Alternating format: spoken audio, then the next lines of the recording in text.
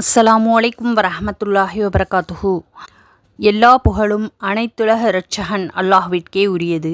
அல்லாஹுடைய அன்பும் அருளும் அண்ணல் நபி ஸல்லல்லாஹு அலைஹி வஸல்லம் அவர்கள் மீதும் அவர்களுடைய குடும்பத்தார் தோழர்கள் அனைவர் மீதும் நல்லடியார்கள் மீதும் உண்டாகுவதாக. நாம் சூரத்துல் பக்ராவுடைய தப்சீர் இதுவரை பார்த்தோம். நமது பயான்கள் இதுவரை சப்ஸ்கிரைப் செய்து பார்த்து கொண்டிருக்கும் அனைவருக்கும் அல்லாஹ் தஆலா அதற்குரிய நற்கூலியை தந்தல்வானாக. உடல் ஆரோக்கியத்தையும் உள்ள நலத்தையும் தந்தல்வானாக. ஆமீன். லைக் செய்து கமெண்ட் செய்யுங்கள். உங்களுடைய கருத்துக்களை கூறுங்கள். உலகத்தில் எங்கே நோக்கினாலும் நிம்மதி என்பதே இல்லை. விரிசலும் பூசலும் வெடிப்பும் பதட்ட நிலையும் வியாபித்திருப்பதை காண முடிகிறது. தனி மனித வாழ்க்கையிலும் சமுதாய கூட்டு வாழ்விலும் குடும்ப வாழ்க்கையிலும் அமைதி என்பதே அற்றுப்போய்விட்டது. அவனுடைய இறுதி தூதர் அண்ணல் நபி ஸல்லல்லாஹு அலைஹி வஸல்லம் அவர்களுடைய நல்லுபதேசங்களையும் குர்ஆனுடைய தப்சீரையும் விளங்கி நடந்தால் இது போன்ற எதுவும் நடக்காது இன்ஷா அல்லாஹ். அதற்காக சூரத்துல் பக்ராவுடைய தப்சீர் இவ்வளோ நாளாக தந்து கொண்டிருந்தேன். அனைவரும் ஆதரித்து சப்ஸ்கிரைப் செய்து பார்த்து கொண்டிருந்தீர்கள். உங்கள் அனைவருக்கும் அல்லாஹ் தஆலா அதற்குரிய நற்கூலியை தந்தல்வானாக. ஆமீன். உடலையும் உள்ளத்தையும் ஆரோக்கியமாக வைத்தருள்வானாக. ஆமீன். மேலும் மேலும் பயான்கள் பார்க்க நமது சேனலில் பிளேலிஸ்டில் சென்று அனைத்து பயான்களையும் டவுன்லோட் செய்து பொறுமையாகவும் கவனமாகவும் கேட்டு பயனடையுங்கள். மற்றவர்களுக்கும் பகிர்ந்து அல்லாஹ்விடத்தில் நற்கூலியை பெற்றுக்கொள்ளுங்கள். உங்களுடைய கருத்துக்களை கமெண்டில் கூறுங்கள். லைக் செய்யுங்கள். இன்ஷா அல்லாஹ். அல்லாஹ் தஆலா நம் அனைவருக்கும் தீனுடைய கல்வியை நல்ல முறையாக கற்று அதன்படி வாழக்கூடிய பாக்கியத்தை தந்தல்வானாக. ஆமீன். நபி ஸல்லல்லாஹு அலைஹி வஸல்லம் அவருடைய ஒவ்வொரு சுன்னத்துக்களையும் பேணி நடக்கக்கூடிய பாக்கியத்தை நம் அனைவருக்கும் அல்லாஹ் தந்தல்வானாக. ஆமீன். இன்ஷா அல்லாஹ். இன்றைய பயானில் சூரா ஆல இம்ரானுடைய 45வது வசனத்திலிருந்து 51வது வசனம் வரை பொருளையும் தப்சீரையும் பார்க்கலாம். இந்த வசனங்களில் அல்லாஹ் தஆலா அன்னை மரியம் அலைஹிவஸல்லம் அவர்களை பற்றியும் வளர்ப்பதில் போட்டி நபி ஜகரியா அலைஹிவஸல்லம் அவர்களை பற்றிய ஃபாத்திமா ரலியல்லாஹு அவர்களுடைய வாழ்க்கையில் துறவரம் தூதர்களுடைய வழியல்ல, மெய்ப்பிக்கக்கூடியவர், தலைவர், பற்றற்றவர், ஐயமும் தெளிவும், மன கட்டுப்பாடுள்ளவர், முதுமையில் புதுமை, அடையாளம் என்ன, ஊமையாயிருந்தார்களா, திருப்பணிக்காக தேர்ந்தெடுக்கப்பட்டவர்கள், அனைத்துலக பெண்களை விட மேலானவர்கள், வஹி மூலம் அறிவிக்கப் பெற்றவை, குழுக்கள் முறை, பிறப்பு பற்றி பைபிள், மரியமுடைய மைந்தர் ஈசா மசீஹ், கண்ணியம் மிக்கவர், தொட்டிலில் பேசியவர், கஹல், முதிர் இளமை, குன் ஆகுக, இஸ்ராவேலர்களுடைய இறைத்தூதர், ஈசா நபியுடைய அற்புதங்கள், ஈசா நபி இறைவன் அல்ல, இறைத்தூதர், அல்லாஹ் ஒருவனே இறைவன். இது போன்ற பல்வேறு தலைப்புகளில் இந்த ஆயத்துக்களின் மூலம் அல்லாஹ் தஆலா நமக்கு தெரிவிக்கின்றான். பொறுமையாகவும் கவனமாகவும் முழு பயானையும் கேட்டு பயனடையுங்கள். நமது மற்ற பயான்களையும் பார்த்து கேட்டு பயனடையுங்கள். மற்றவர்களுக்கும் பகிர்ந்து அல்லாஹ்விடத்தில் நற்கூலியை பெற்றுக்கொள்ளுங்கள். அல்லாஹ் தஆலா நம் அனைவருக்கும் தீனுடைய வாழ்க்கையின்படி வாழக்கூடிய பாக்கியத்தை தந்தருள்வானாக. ஆமீன். குர்ஆனை நல்ல முறையில் விளங்கி ஓதக்கூடிய பாக்கியத்தை அல்லாஹ் தஆலா நம் அனைவருக்கும் தந்தருள்வானாக. ஆமீன். 3வது சூராவுடைய 45, 46 ஆகிய வசனங்களில் அல்லாஹ் கூறுகிறான். மேலும் மரியம் அலைஹிஸ்ஸலாம் அவர்களை நோக்கி, வானவர்கள், மரியமே, நிச்சயமாக அல்லாஹ் தஆலா தன் ஆகுக என்ற ஒரு வார்த்தையை கொண்டு உமக்கு ஒரு குழந்தையை அளிக்க நற்செய்தி கூறுகின்றான் என்றும் அதன் பெயர் அல் மசீஹ், ஈசா இப்னு மரியம் என்பதாகும். அவர் இம்மை மறுமையில் மிகவும் கம்பீரமானவர்களாகவும் அல்லாஹ்வுக்கு மிகவும் நெருங்கியவர்களில் ஒருவராகவும் இருப்பார் என்றும் கூறினார்கள். 46வது வசனத்தில், மேலும் அவர் தொட்டிலில் குழந்தையாக இருக்கும் பொழுது தன் தாயின் பரிசுத்த தன்மையை பற்றியும் தன்னுடைய நபித்துவத்தை பற்றி வாலிபத்திலும் மனிதர்களோடு பேசுவார், தவிர நல்லொழுக்கமுடையவர்களில் ஒருவராகவும் இருப்பார் என்றும் கூறினார்கள். அன்னை மரியம் அலைஹிவஸல்லம் அவர்களை அல்லாஹ் தஆலா தேர்ந்தெடுத்து மேன்மைப்படுத்தியிருக்கின்றான் என்ற செய்தியை அன்னாருக்கு தெரிவித்த வானவர்கள் மற்றொரு சமயம் மரியமை சந்தித்து அல்லாஹ் உங்களுக்கு குழந்தை செல்வத்தை அருளப்போகிறான் என்ற நற்செய்தியை கூறினார்கள். மரியமே, அல்லாஹ் தன்னிடமிருந்து வரும் குன் ஆகுக என்ற ஒரு சொல்லை கொண்டு உனக்கு குழந்தை உருவாகும் என்று நற்செய்தி கூறுகின்றார்கள். பிறக்கப் போகும் குழந்தையுடைய பெயர் மசீஹ் ஈசா பின் மரியம் என்பதாகும். அவர் இம்மையிலும் மறுமையிலும் கண்ணியம் மிக்கவராகவும் அல்லாஹுடைய நெருக்கத்தை பெற்ற நல்லடியார்களில் ஒருவராகவும் விளங்குவார் என்று மரியம் அலைஹிஸ்ஸலாம் அவர்களுக்கு வானவர்கள் தெரிவித்தார்கள் என்று 45வது வசனத்தில் அல்லாஹ் கூறுகிறான். ஆணுடைய தொடர்பே எட்டியிருக்காத மரியம் அலைஹிஸ்ஸலாம் அவர்களுக்கு குழந்தை பிறப்பது என்றால் ஆச்சரியம்தான். ஆனால் அல்லாஹுடைய மாபெரும் சக்திக்கு முன்னால் இது ஒன்றும் முடியாத காரியமல்ல. ஒன்றை அல்லாஹு தாலா படைக்க நாடினால் குன் ஆகு என்ற ஒரே சொல் கொண்டு படைத்துவிட முடியும். இவ்விதமாக அன்னை மரியம் அலைஹிஸ்ஸலாம் அவர்களுக்கு ஆணுடைய துணை இல்லாமல் நபி ஈசா அலைஹிஸ்ஸலாம் அவர்கள் பிறந்தார்கள். இந்த குன் ஆகுக என்ற கட்டளையை பிறப்பித்தான். கலிமத்தின் மின்ஹு தன்னிடமிருந்த ஒரு சொல்லால் இந்த வசனத்தில் அல்லாஹு தாலா சுட்டி காட்டுகின்றான். அடுத்து வரக்கூடிய 47வது வசனம் அதை உறுதி செய்கின்றது. ஆகவே அல்லாஹ்வுடைய வார்த்தை என்பது நபி ஈசா அலைஹிஸ்ஸலாம் அவருடைய பிறப்பை இங்கு சுட்டுகிறது. பிறப்பை பற்றி பைபிள் அன்னை மரியம் அலைஹிஸ்ஸலாம் அவர்களுக்கு அவனுடைய தொடர்பில்லாமல் அல்லாஹ்வுடைய நேரடி ஆக்கினை மூலமாக ஈசா அலைஹிஸ்ஸலாம் அவர்கள் பிறந்தார்கள் என்று இந்த வசனத்திலிருந்து நாம் தெரிந்து கொள்கின்றோம். இதனை அடுத்து வரக்கூடிய 47வது வசனமும் இதனை உறுதிப்படுத்துகின்றது. எந்த மனிதரும் என்னை தீண்டி இருக்காத நிலையில் எனக்கு எப்படி குழந்தை பிறக்கும் என்று மரியம் அலைஹிஸ்ஸலாம் அவர்கள் கேட்டதாக இந்த வசனம் கூறுகிறது. நாம் திருமணமே செய்து கொண்டிருக்காத நிலையில் என்று இதற்கு விளக்கம் அளிக்கப்பட்டுள்ளது. எனவே மரியம் அலைஹிஸ்ஸலாம் அவர்களுக்கு திருமணமே நடக்கவில்லை என்றுதான் தெரிகின்றது. நூல் இப்னு கதீர். ஆனால் கிறிஸ்தவர்கள் புதிய ஏற்பாட்டில் இவ்வாறு கூறுகிறார்கள். 6ஆம் மாதத்தில் காபிரியேல் என்ற தூதன் கலீலியோவுள்ள நாசரேத் என்ற ஊரில் தாவீதின் வம்சத்தானாகிய யோசப் என்ற நாமமுள்ள புருஷனுக்கு நியமிக்கப்பட்டிருந்த ஒரு கன்னிகையிடமிருந்து தேவனாலேயே அனுப்பப்பட்டான். அந்த கன்னிகையுடைய பெயர் மரியாள். இயேசு கிறிஸ்துவனுடைய ஜனனத்தின் விவரமாவது அவருடைய தாகிய மரியாள் ஜோசேப்புக்கு நியமிக்கப்பட்டிருந்த கையில் அவர்கள் கூடி வரும் முன்னே அவள் பரிசுத்த ஆவியினாலேயே கர்ப்பவதியானாள் என்று காணப்பட்டது. லூக்கா 1:26-27, மத்தேயு 1:18, லூக்கா 2:48. தாய் தகப்பனாரும் அவரை இயேசுவைக் கண்டு ஆச்சரியப்பட்டார்கள். அப்பொழுது அவருடைய தாயார் அவரை நோக்கி, மகனே, ஏன் எங்களுக்கு இப்படி செய்தாய்? இதோ உன் தகப்பனும் நானும் விசாரத்தோடே உன்னை தேடினோமே என்றாள். இதிலிருந்து மரியம் அலைஹிஸ்ஸலாம் அவர்களுக்கும் யோசப் என்பவருக்கும் திருமணம் நடந்ததாகவும் நபி ஈசா அலைஹிஸ்ஸலாம் அவர்களுக்கு யோசப் தகப்பன் என்ற புதிய ஏற்பாடு கூறுகிறது தெளிவாகிறது. ஆனால் இதற்கு நம்பத்தகுந்த ஆதாரம் கிடையாது. மாறாக அன்னை மரியம் அலைஹிஸ்ஸலாம் அவர்கள் குழந்தை ஈசா அலைஹிஸ்ஸலாம் அவர்களை பெற்றெடுத்து கொண்டு வந்தபொழுது அவரது சமூகத்தார், மரியமே, உன்னுடைய இழிவான காரியத்தை செய்துவிட்டாய் என்று குறை சொன்னார்கள் என்று குர்ஆன் தெரிவிக்கின்றது. 19வது சூறாவில் 27 முதல் 36 வசனங்கள் வரை இதை பற்றி விவரமாக உள்ளது. யோசேப்புக்கும் மரியமுக்கும் திருமணம் நடந்த பிறகு மரியம் குழந்தை பெற்றெடுத்த அவருடைய சமூகத்தார் குறை சொல்லியிருக்க மாட்டார்கள். திருமணம் ஆகி தம்பதியர்கள் ஒன்று கூடுவதற்கு முன்பே மரியம் கர்ப்பவதியானது உண்மை என்றால் அவர்கள் ஒன்று கூடாத சமூகத்தார் அனைவருக்கும் தெரிந்திருக்க நியாயமில்லை. பிறகு எப்படி மரியம் அலைஹிஸ்ஸலாம் அவர்கள் குழந்தை பெற்றதை சமூகத்தார் குறை சொல்லியிருக்க முடியும்? அது மட்டுமில்லாமல் நபி ஈசா அலைஹிஸ்ஸலாம் அவர்களை பற்றி குறிப்பிடும் பொழுது மரியமுடைய மைந்தர் ஈசா என்றே பல இடங்களில் குர்ஆன் கூறுகின்றது.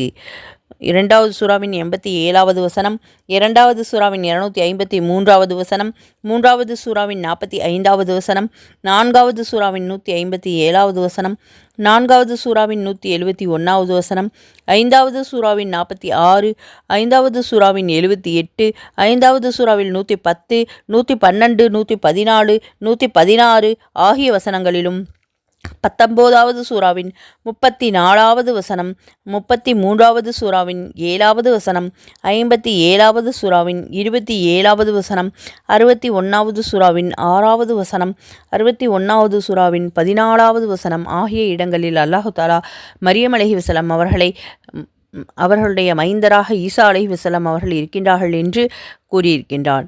நபி ஈசா அலைஹிஸ்ஸலாம் அவர்களுக்கு தந்தை இருந்தது உண்மை என்றால் தந்தையின் பெயரோடு இணைத்தே குறிப்பிட்டிருக்க வேண்டும். அவ்வாறு ஓரிடத்தில் கூட அல்லாஹ் தாலா குர்ஆனில் கூறாததிலிருந்து அன்னாருக்கு தகப்பனார் இருக்கவில்லை என்று தெளிவாக தெரிகிறது. மரியமின் மைந்தர் ஈசா அலைஹிஸ்ஸலாம். அன்னை மரியம் அலைஹிஸ்ஸலாம் அவர்களுக்கு பிறக்கவிருந்த குழந்தையுடைய பெயரையும் அல்லாஹ் முன்பே அறிவித்து விட்டான். மசீஹ் ஈசா பின் மரியம் என்பது அந்த பெயராகும். இதில் மசீஹ் என்பது அன்னாருடைய சிறப்பு பெயராகும். ஈசா என்பது இயற்பெயராகும். மசீஹ் என்பது மசீரா என்ற ஹிப்ரு மொழியின் சொல்லில் மறுவல் என்பார்கள். இதன் பொருள் முபாரக், பாக்கியசாலி என்பதாகும். இல்லை, அரபு மொழி சொல்லே என்று சிலர் கூறுவார்கள். மசஹ் என்பது தடவுவது, துடைப்பது என்ற அடிசொல்லிலிருந்து இந்த சொல்லுக்கு துடைப்பவர் என்பது பொருளாகும். ஈசா நபி அலைஹிவஸல்லம் அவர்கள் தீமைகள் துடைத்தெடுக்கப்பட்டவராவார் என்ற பொருள். கடைசி காலத்தில் தோன்றக்கூடிய தஜ்ஜால் என்ற பொய்யனுக்கும் மசீஹ் என்ற பெயருண்டு. நன்மைகளை துடைத்தெடுக்கப்பட்டவன் என்பது அதனுடைய பொருளாகும். மேலும் நபி ஈசா அலைஹிவஸல்லம் அவர்கள் நோயாளிகளை தடவிவிட்டாலே நோய் குணமாகிவிடும். 3வது சூராவின் 49வது வசனத்தில் அல்லாஹ் கூறியிருக்கின்றான். ஆகவே தடவக்கூடியவர் என்ற பொருளில் மசீஹ் என்ற பெயர் அன்னாருக்கு வரலாயிற்று என்பது சிலருடைய கருத்தாகும். இன்னும் மசீஹ் என்பதற்கு பல ஊர்களை சுற்றியவர் என்ற பொருளும் உண்டு. நபி ஈசா அலைஹிவஸல்லம் அவர்கள் ஒரே இடத்தில் தொடர்ந்து தங்கி இருக்கவில்லை. இதனால் அந்த பெயர் அவருக்கு வழங்கலாயிற்று என்றும் கூறப்பட்டிருக்கின்றது. நூல் தப்சீர் குர்துபி அல் பஹருல் முஹீத். அன்னாருடைய இயற்பெயரான ஈசா என்பது யசு என்ற மாற்று மொழி சொல்லில் இருந்து மருவியது. இது ஹிப்ரு மொழியில் சிரியா மொழி சொல்லாக இருக்கலாம். இதற்கு தலைவர் என்ற பொருளாகும். தப்சீர் மல்ஹரி.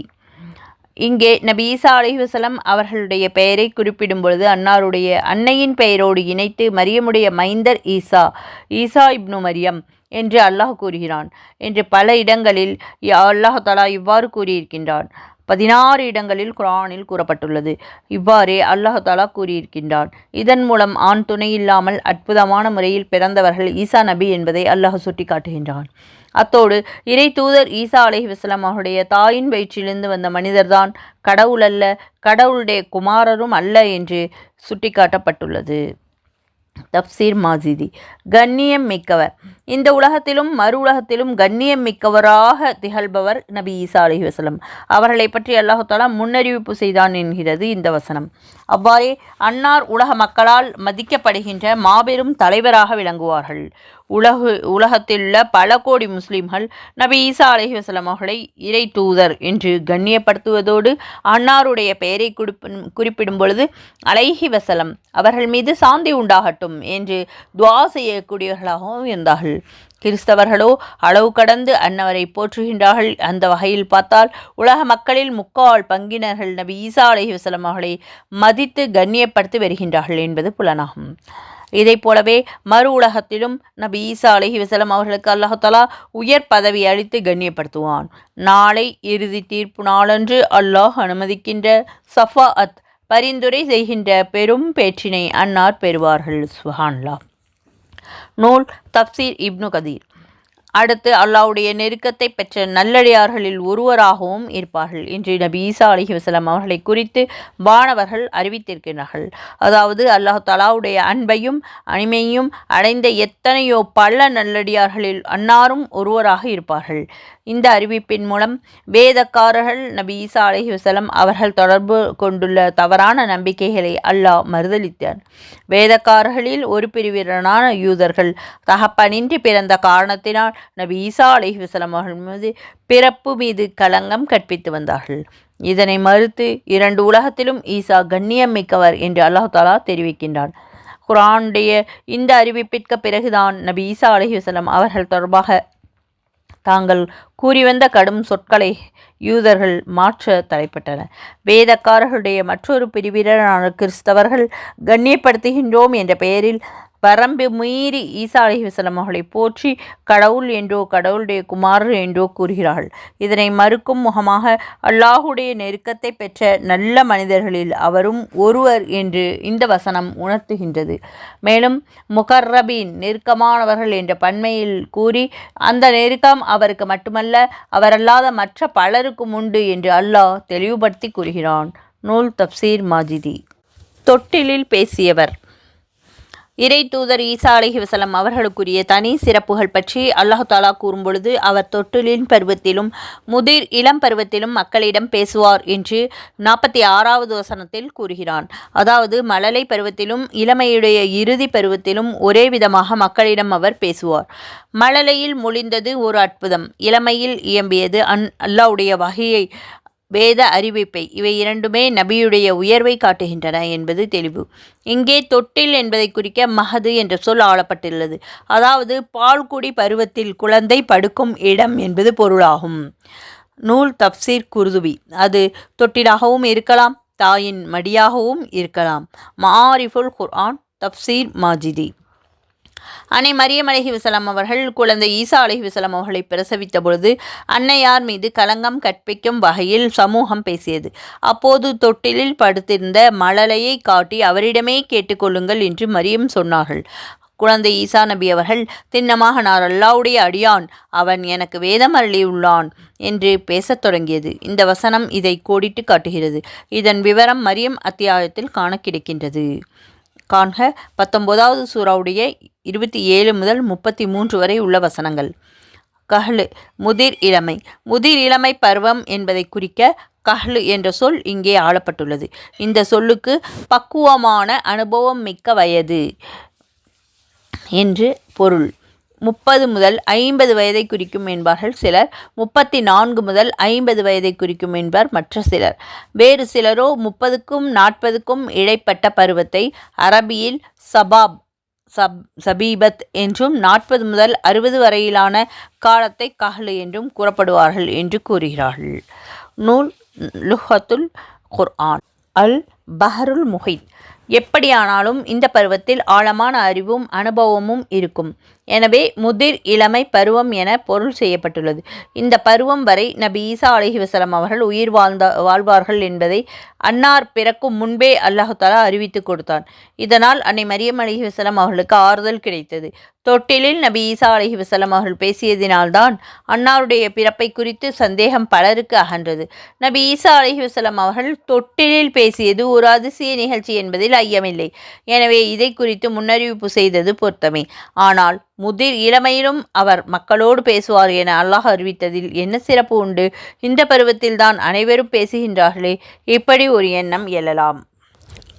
இதற்கு அறிஞர்கள் இவ்வாறு விளக்கம் தருகிறார்கள். இளமையில் அவருடைய பேச்சு தெளிவானதாகவும் அறிவார்ந்ததாகவும் இருக்குமோ, அவ்வாறே மழலை பருவத்திலும் அவருடைய பேச்சு அமையும் என்பதை ஒப்பிட்டு காட்டுவது இங்கே அல்லாஹ்வுடைய நோக்கம் என்பது விளக்கம். இன்னொரு விளக்கம், நபி ஈசா அலைஹிவஸலாம் அவர்கள் உயிரோடு வானின்பால் உயர்த்தப்பட்ட வேளையில் அன்னாருடைய வயது சுமார் 30 முதல் 35க்குள் இருக்கும். அது சரியான சபாப் என்ற இளமை பருவமாகும்.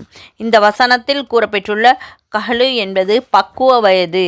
இதையும் தாண்டி இளமையும் இல்லாத முதுமையும் இல்லாத பருவமாகும். கஹ்லிலும் அவர் பேசுவார் என்று அல்லாஹ் அறிவித்ததிலிருந்து மீண்டும் அவர் பூமிக்கு இறங்கி வந்து அந்த பருவம் வரை வாழ்ந்து மக்களிடம் பேசுவார் என அறிய முடிகிறது.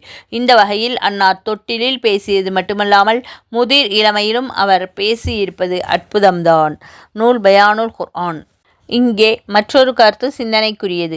இறை தூதர் ஈசா அலைஹிவஸலாம் அவருடைய வயதையும் பருவத்தையும் குறித்து அல்லாஹ் பேசியிருப்பதிலிருந்து அன்னார் மற்ற மனிதர்களைப் போலவே படிப்படியாக வளர்ந்து ஆளாவார்கள் என்பதை உணரலாம். ஆகவே அன்னார் மனித இனத்திற்கு அப்பாற்பட்டவரே, கடவுளோ அல்ல என்று சுட்டிக்காட்டப்பட்டது என்று கூறலாம்.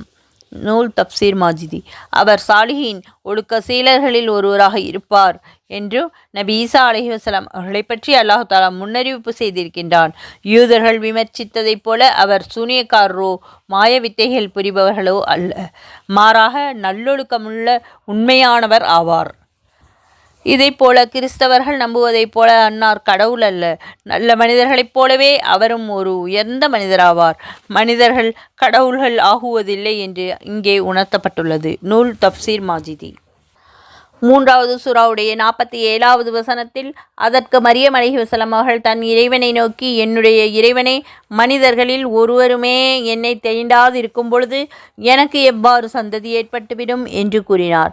அதற்கு இப்படித்தான், அல்லாஹ் தான் நாடியதை படைக்கின்றான்.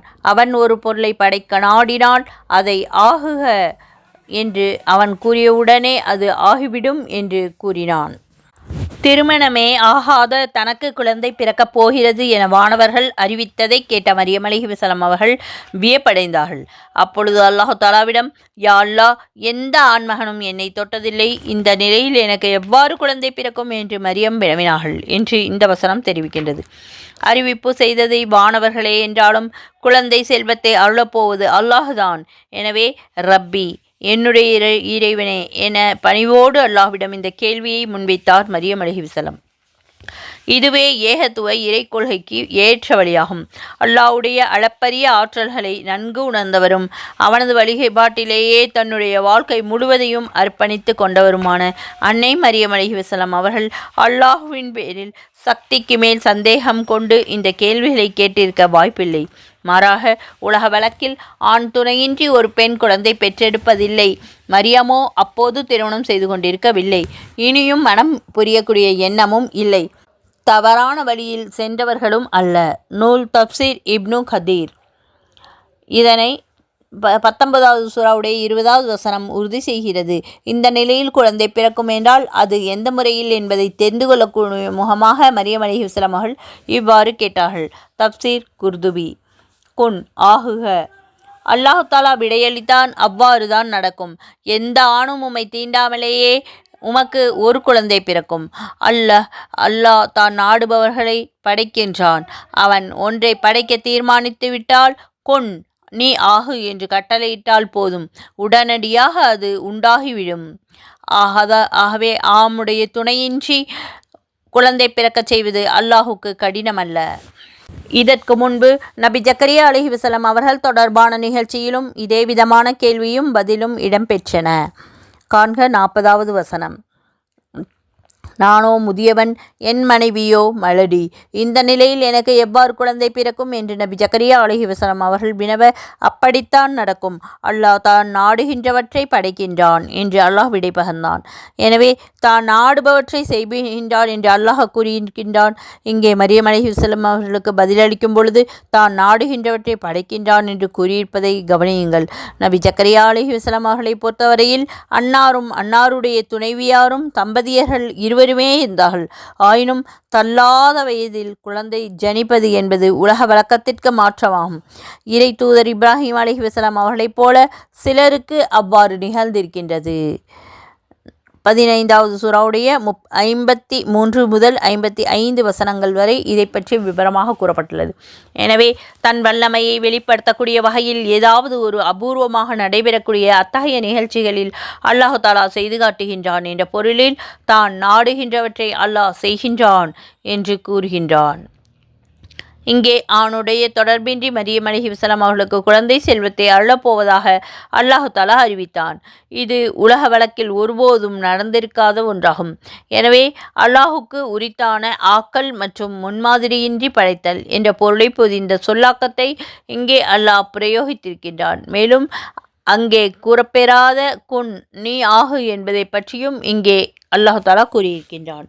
நூல் பஹ்ரு நஹ்ரு ரூஹுல் மானி தப்சீர் மாஜிதி.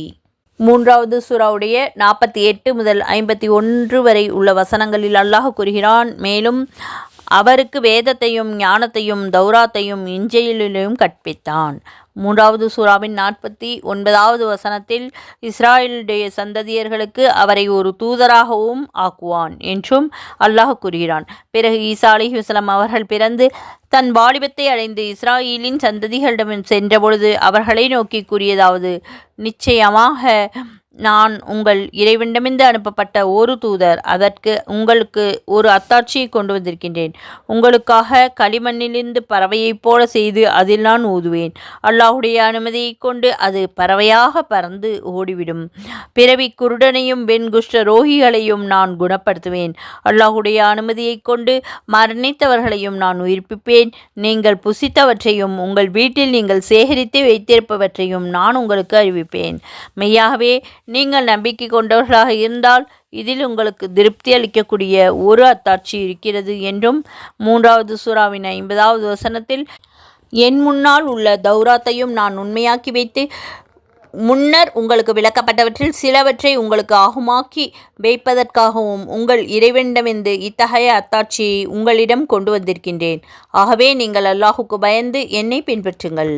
51வது வசனத்தில் நிச்சயமாக அல்லாஹுதான் என் இறைவனும் உங்கள் இறைவனும் ஆவான். ஆகவே அவனையே வணங்குங்கள், இதுதான் நேரான வழி என்றும் கூறினார். அன்னை மரியம் அலைஹிஸ்ஸலாம் அவர்களுக்கு அன்னாரது அருமை மைந்தர் நபி ஈசா அலைஹிஸ்ஸலாம் அவர்களுடைய தன்மைகளை பற்றியும் சிறப்புகளை பற்றியும் மாணவர்கள் தொடர்ந்து அறிவித்ததை இந்த வசனங்கள் கூறியிருக்கின்றன. நபி ஈசா அலைஹிஸ்ஸலாம் அவர்களுக்கு வேதத்தையும் தத்துவத்தையும் தௌராத் மற்றும் இன்சீல் அல்லாஹ் தாலா கற்றுத்தந்திருக்கின்றான் என்று வானவர்கள் தெரிவித்திருக்கின்றார்கள். 48வது வசனம் கூறுகிறது, இங்கே வேதம் என்பதை சுட்டுக்காட்ட கிதாப் என்ற சொல் ஆளப்பட்டுள்ளது. தௌராத் மற்றும் இன்ஜீல் அல்லாத இதர வேதங்களை இதை கொண்டு நோக்கம் என்பது சிலர். ஆனால் இந்த 2 வேதங்களுக்கு பிறகு குறிப்பிடப்பட்டுள்ள இன்னும் சிலர் கிதாப் என்ற சொல் கிதாபத் எழுத்து என்ற பொருள் கொண்டது. நபி ஈசா அலைஹிஸ்ஸலாம் அவர்களுக்கு அல்லாஹ் தாலா எழுத்தை கற்பித்து கொடுத்ததை இது குறிக்கிறது என்று கூறுவார்கள். நூல் தஃப்சீர் இப்னு கதீர். ஹிக்மத் தத்துவத்தையும் அவருக்கு அல்லாஹ் தாலா கற்றுத் தருவான் என்று இந்த வசனம் கூறுகிறது. பொருட்கள் ஒவ்வொன்றின் உண்மை நிலையை அறிவதற்கு ஹிக்மத் என்பார்கள். நபி ஈசா அலைஹிஸ்ஸலாம் அவர்களுக்கு ஒவ்வொரு பொருளின் உண்மையையும் கண்டறிந்து கொள்ளக்கூடிய ஆற்றலை அல்லாஹ் வழங்கியிருந்தான். ஹிக்மத் என்ற சொல்லுக்கு நுண்ணறிவு, மார்க்க ஞானம் என்ற பொருள் கூறப்படுகிறது. இதிலிருந்து இறை தூதர்களுக்கு வேத அறிவுடன் அறிவார்ந்த சிந்தனையும் தத்துவ அறிவும் சேர்த்து அருளப்பட்டிருந்தன என்று தெரிகிறது. இஸ்ராவேலர்களுக்கென்று அருளப்பெற்ற வேதமான தௌராத்தையும் இன்ஜீலையும் நபி ஈசா அலைஹிஸ்ஸலாம் அவர்களுக்கு அல்லாஹ் கற்றுத்தந்தான். இந்த 2 வேதங்களையும் அன்னார் மனனம் செய்து வைத்திருந்தார்கள் என்று சொல்லப்படுகின்றது. நூல் தஃப்சீர் இப்னு கதீர். இஸ்ராவேலர்களுடைய இறை தூதர். 49வது வசனத்தில் அல்லாஹ் கூறுகிறான், நபி ஈசா அலைஹிஸ்ஸலாம் அவர்களை இஸ்ராவேலர்களுக்கு இறை தூதராக அல்லாஹ் நியமிப்பான் என வானவர்கள் மரியமிடம் தெரிவிக்கின்றார்கள். இதன் மூலம் நபி ஈசா அலைஹிஸ்ஸலாம் அவர்கள் கடவுளோ கடவுளுடைய குமாரரோ கடவுளுடைய ஒரு அங்கமோ அல்ல என்பதோடு யூதர்கள் கூறி வந்ததைப் போல அன்னார் சூனியக்காரரோ மந்திரவாதியோ அல்ல என்று உணர்த்தப்படுகிறது. அவர் ஒரு மனித புனிதர், மற்ற நபிமார்களைப் போல ஒரு இறை தூதர் ஆவார் என்று சுட்டிக்காட்டப்படுகிறது. நபி ஈசா அலைஹிஸ்ஸலாம் அவர்கள் இஸ்ராவேலர்களுக்கு மட்டுமே அனுப்பி வைக்கப்பட்ட தூதர் ஆவார் என்று இந்த வசனம் கோடிட்டு காட்டுகின்றது. நபி ஈசா அலைஹிஸ்ஸலாம் அவர்களுடைய அற்புதங்கள். நபிமார்கள் ஒவ்வொருவரும் தாங்கள் இறை தூதர்தான் என்பதை மக்கள் முன்னே நிரூபித்து காட்ட சில அற்புதங்களை நிகழ்த்தி காட்டியதுண்டு. இவை பெரும்பாலும் அந்தந்த காலத்தில் புகழ்பெற்று விளங்கிய கலைகளில் எவராலும் நிகழ்த்தி காட்ட முடியாத சாதனைகளாக இருந்தன. இந்த வகையில் நபி ஈசா அலைஹிஸ்ஸலாம் அவர்களுடைய காலத்தில் மருத்துவமும் பௌதீகமும் புகழ்பெற்ற கலைகளாக விளங்கியது. மோசிசா. நூல் தர்கீப் இப்னு கதீர்.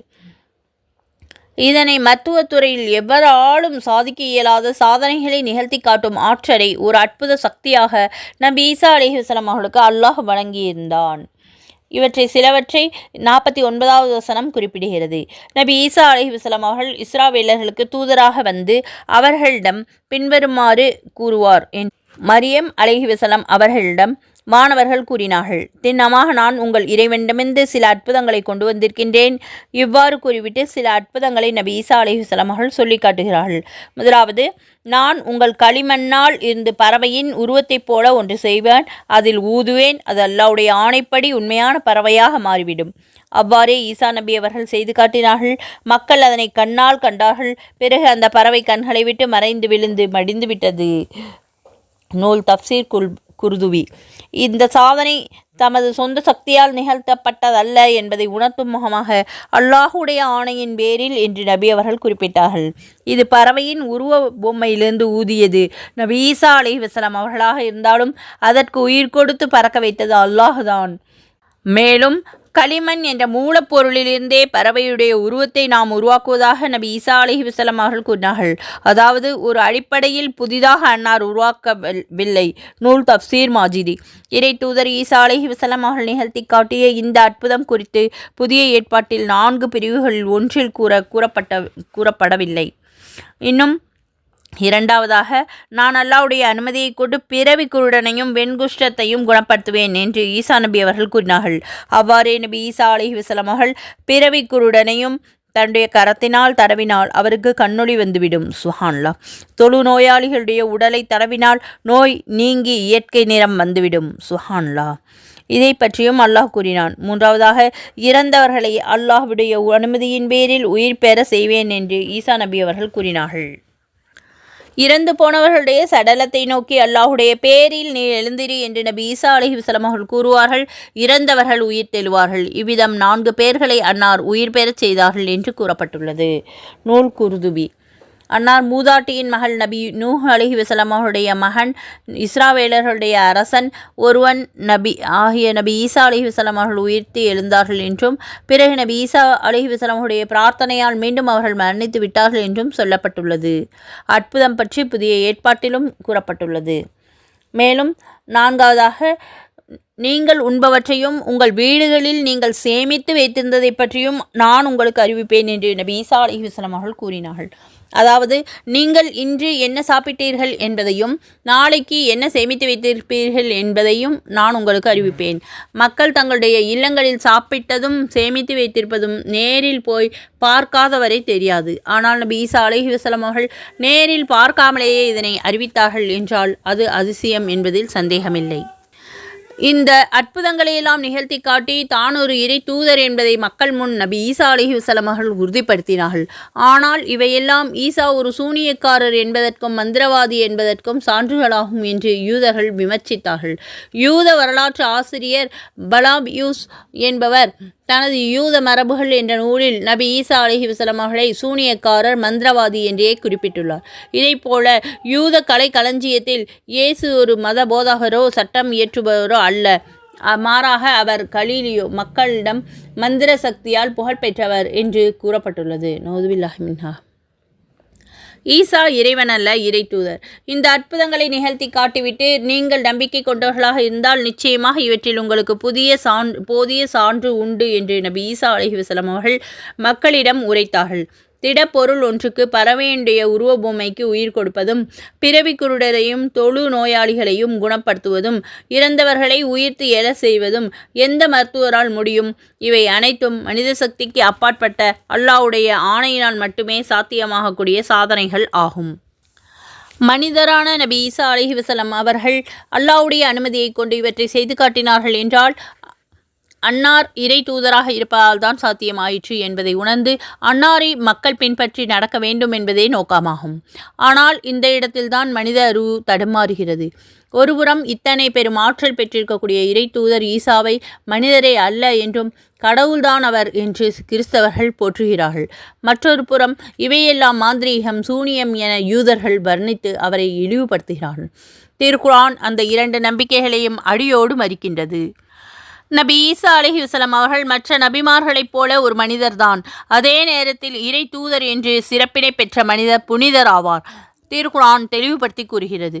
இதர இறை தூதர்களைப் போல ஏக இறைவனாம் அல்லாஹ்வையே அனைவரும் வழிபட வேண்டும். அந்தந்த காலங்களில் அல்லாஹ்வால் அனுப்ப பெற்ற இறை தூதர்கள் காட்டிய வழியினை பின்பற்ற வேண்டும் என்று நபி ஈசா அலைஹிஸ்ஸலாம் அவர்களும் போதித்தார்கள். அன்னார் எந்த சந்தர்ப்பத்திலும் தன்னை கடவுள் என்றோ கடவுளுடைய குமாரர் என்றோ சொல்லிக் கொண்டதும் இல்லை. தன்னை வணங்க வேண்டும் என்று ஒருபோதும் கூறியதில்லை. இந்த பேருண்மையை திருக்குர்ஆன் தெல்ல தெளிவாக எடுத்துரைக்கின்றது. 5வது சூராவின் 72 முதல் 75 வசனங்கள் வரை பார்க்கலாம்.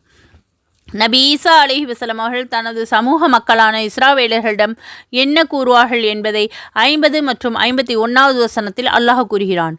எனக்கு முன் நபி ஈசா அலைஹிஸ்ஸலாம் அவர்களுக்கு அல்லாஹ் தஆலா அருளிய புனித வேதமான தௌராத்தை மெய்ப்படுத்துபவனாக நான் வந்திருக்கின்றேன் என்று நபி ஈசா அலைஹிஸ்ஸலாம் அவர்கள் கூறினார்கள். அதாவது, உங்களுடைய வேதமான தௌராத் ஒரு இறை வேதம்தான் என்பதை நான் ஒப்புக்கொள்கின்றேன். அதில் உள்ள இறை கட்டளைகளை அடியோடு மாற்றுவதற்கு நான் வரவில்லை. எனவே என்னுடைய அழைப்பை உங்கள் மார்க்கத்திற்கு எதிரானது என்று எண்ணிவிடாதீர்கள் என்று நபி ஈசா அலைஹிஸ்ஸலாம் அவர்கள் எடுத்து சொன்னார்கள். எவ்வளவு சொல்லியும் இஸ்ராவேலர்கள் அன்னாரை நம்பவில்லை. மேலும் உங்களுக்கு விளக்கப்பட்டிருப்பவர்களில் சிலவற்றை ஆகுமாக்கி வைத்திருப்பதையும் நான் வந்துள்ளேன் என்று நபி ஈசா அலைஹிஸ்ஸலாம் அவர்கள் கூறினார்கள். இறை தூதர் மூசா அலைஹிஸ்ஸலாம் அவர்களது மார்க்கத்தில் ஒட்டக இறைச்சி, கொழுப்பு பண்டங்களை, சில வகை உணவுகள் விளக்கப்பட்டிருந்தன. அந்த தடையை நபி ஈசா அலைஹிஸ்ஸலாம் அவர்களுடைய மார்க்கம் அகற்றியது. நூல் தப்சீர் குர்துபி மல்ஹரி. இவ்வாறு ஒரு சில கடினமான சட்டங்களை மாற்றி எளிமைப்படுத்தியது. தௌராத் வேதத்தை நபி ஈசா அலைஹிஸ்ஸலாம் உண்மைப்படுத்தியதற்கு முரண் ஆகாது. ஏனென்றால் தௌராத்தை கூறப்பட்டது அடிப்படை கொள்கைகளையும் பெரும்பான்மையான சட்ட விதிகளையும் நபி ஈசா அலைஹிஸ்ஸலாம் அவர்கள் வலியுறுத்தி வந்தார்கள். தௌராத் வேதத்தில் கூறப்பட்டிருந்த சட்டங்கள் எதனையும் நபி ஈசா அலைஹிஸ்ஸலாம் அவர்கள் மாற்றிவிடவில்லை என்று விளக்கப்பட்டவைகள் சில இஸ்ராவேலர்கள் தவறாக புரிந்து வைத்திருந்த சிலவற்றை மட்டுமே அன்னார் ஆகுமாக்கி வைத்தார்கள் என்று சிலர் விளக்கமளித்தார்கள். இதற்கு ஆதாரமாக மேலும் எதில் நீங்கள் கருத்து வேறுபாடு கொண்டிருக்கின்றீர்களோ அந்த சிலவற்றை உங்களுக்கு விளக்கிக் கொள்வதற்காகவும் உங்களிடம் நான் வந்துள்ளேன் என்று ஈசா நபி கூறினார்கள். இதை அவர்கள் சுட்டிக்காட்டுகின்றார்கள். 6வது சூராவின் 146வது வசனத்தில் பார்க்கவும். தப்சீர் இப்னு கதீர். இதன்படி நபி ஈசா அலைஹிஸ்ஸலாம் அவர்கள் கொண்டு வந்த மார்க்கம் இஸ்ராவேலர்களிடையே நிலவி வந்த குழப்பங்களுக்கு தீர்வாக அமைந்தது என்று கூறலாம். மற்றும் சிலர் நகமுடைய பிராணிகள், ஆடு மாடுகளுடைய கொழுப்புகள் ஆகியன யூதர்களுக்கு விளக்கப்பட்டிருந்தது. இதில் அவர்கள் புரிந்த பாவத்திற்கு தண்டனையை தவிர தௌராத்தில் இவை விளக்கப்பட்டிருக்கவில்லை என்று கூறுகிறார்கள். இவ்விதம் தண்டனைக்காக விளக்கப்பட்டிருந்த உண்பொருட்களை மட்டுமே நபி ஈசா அலைஹிஸ்ஸலாம் அவர்கள் ஆகுமாக்கி வைத்தார்கள் என்பது இவர்களுடைய கருத்தாகும். யூத குருமார்கள் தாங்களாகவே சில பொருட்களை தடுத்திருந்தார்கள். 9வது சூராவின் 31வது வசனத்தில் பார்க்கவும். தௌராத் வேதத்தில் அவை தடுக்கப்பட்டிருக்கவில்லை. நபி ஈசா அலைஹிஸ்ஸலாம் அவர்கள் இந்த பொருட்களின் மீது தடையை நீக்கினார்கள் என்பது சிலருடைய கருத்தாகும். எப்படியாக இருந்தாலும் இஸ்ராவேலர்களிடம் இருந்து வந்த சில விதிமுறைகளை, மார்க்கத்தின் பெயரால் அவர்கள் கடைபிடித்து வந்த சம்பிரதாயங்களை நபி ஈசா அலைஹிஸ்ஸலாம் அவர்கள் கலைந்தார்கள். சில கடுமையான சட்டங்களை தளர்த்தி எளிமையாக மாற்றினார்கள் என்று அறிய முடிகிறது. தான் நபி என்பதற்கு ஆதாரமாக இத்தகைய அற்புதங்களையும் வசனங்களையும் அல்லாஹ்விடமிருந்து தான் கொண்டு வந்திருப்பதாகவும், எனவே அல்லாஹ்வை அஞ்சி தமக்கு கீழ்ப்படிந்து நடக்குமாறும் இஸ்ராவேலர்களுக்கு நபி ஈசா அலைஹிஸ்ஸலாம் அவர்கள் அறிவுரை கூறினார்கள். அல்லாஹ் ஒருவனே இறைவன். இறை தூதர் நபி ஈசா அலைஹிஸ்ஸலாம் அவர்கள் இஸ்ராவேலர்களிடமிருந்து வலியுறுத்திய சில முக்கியமான நம்பிக்கைகளில் ஒன்றை இந்த 51வது வசனம் கூறுகிறது. நிச்சயமாக அல்லாஹ் தான் என்னுடைய இறைவனும் உங்களுடைய இறைவனும் ஆவான். எனவே அவனையே வணங்குங்கள், இது நேரான வழியாகும் என்று ஈசா நபி கூறினார்கள். நபி ஈசா அலைஹிஸ்ஸலாம் அவர்கள் கடவுள் அல்ல, கடவுளுடைய குமாரரும் அல்ல, முக்கடவுள்களில் ஒருவரும் அல்ல. அவ்வாறு தம்மை அவர்கள் சொல்லிக்கொள்ளவும் இல்லை என்பதற்கு இந்த வசனம் சான்றாகும். அல்லாஹ் ஒருவனே இறைவன். அவரது அடியாரும் நபி ஈசா அலைஹிஸ்ஸலாம் அவர்களும் ஒருவர் ஆவார். அவர் உட்பட அனைவரும் அல்லாஹ்வையே வழிபட வேண்டும். இதுதான் சீரான சத்திய மார்க்கமாகும் என்று அன்னார் மக்களுக்கு சொன்னார்கள் என்று இந்த வசனம் தெளிவாக கூறுகிறது. நூல் தப்சீர் குர்துபி. அல்ஹம்துலில்லா. இதுவரை சில குர்ஆனுடைய வசனங்களையும் மற்றும் அதனுடைய பொருளையும் விரிவாக்கத்தையும் தெளிவாக பார்த்தோம். இதுவரை பொறுமையாக கேட்டுக்கொண்டிருந்த உங்கள் அனைவருக்கும் அல்லாஹ் தஆலா அதற்குரிய நற்கூலியை தந்தருள்வானாக. ஆமீன். தொடர்ந்து அடுத்த பயானில் பார்க்கலாம். ஜஸாக்கல்லாஹு கைரன் கசீரா. அஸ்ஸலாமு அலைக்கும் வரஹ்மத்துல்லாஹி வபரகாத்துஹு வ மஃபிரத்துஹு.